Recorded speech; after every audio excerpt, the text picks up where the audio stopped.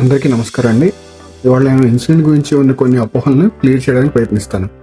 మొదటిది, insulin injection శరీరం మీద ఎక్కడైనా వేయచ్చు. నిజం ఏంటంటే ఇంజెక్షన్ వేసే స్థలం చాలా ముఖ్యం. ఎప్పుడూ వేసిన చోట మళ్ళీ మళ్ళీ వేయడం చేయకండి. పొట్ట, తొడలు, చేతులు ఇలా స్థలాలు మార్చుకుంటూ వేయాలి. రెండవది, ఇన్సులిన్ వైల్స్ మరియు సిరింజెస్ చౌకగా ఉంటుంది కాబట్టి మంచిది అనుకోవడం. కానీ నిజం ఏంటంటే ఇన్సులిన్ పెన్ వాడటం చాలాసార్లు వైల్స్ కంటే మంచిది. ఇవి సులభంగా వాడొచ్చు, ఖచ్చితమైన డోసుని ఇస్తాయి, ఎక్కడికైనా తీసుకెళ్ళొచ్చు, ఫ్రిడ్జ్లో ఉండాల్సిన అవసరం తక్కువగా ఉంటుంది.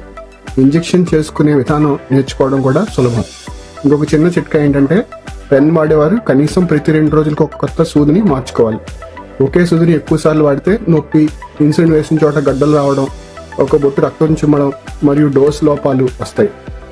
మూడో అపోహ ఏంటంటే ఇన్సులిన్ ఇంజెక్షన్ చేసుకున్న వెంటనే పనిచేస్తుంది మరియు ఎప్పటికీ పనిచేస్తుంది అనుకోవడం. కానీ నిజం ఏంటంటే ప్రతి రకమైన ఇన్సులిన్కి కూడా తనకు తగిన పని సమయం ఉంటుంది. ఇది తెలుసుకుంటే హై షుగర్స్ లేదా లో షుగర్స్ సమస్యల్ని నివారించుకోవచ్చు. నాలుగో అపోహ, ఇన్సులిన్ వేసే టైమింగ్ అంత ముఖ్యం ఏమీ కాదు అనుకోవడం. నిజానికి టైమింగ్ చాలా ముఖ్యం. ఉదాహరణకు ర్యాపిడ్ యాక్టింగ్ ఇన్సులిన్ అయితే భోజనం చేసే 15 నిమిషాల ముందు వేస్తే అది ఆ భోజనం తర్వాత వచ్చే షుగర్ స్పైక్స్ బాగా కంట్రోల్ చేయగలదు.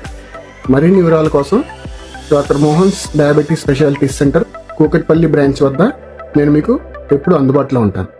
నమస్తే.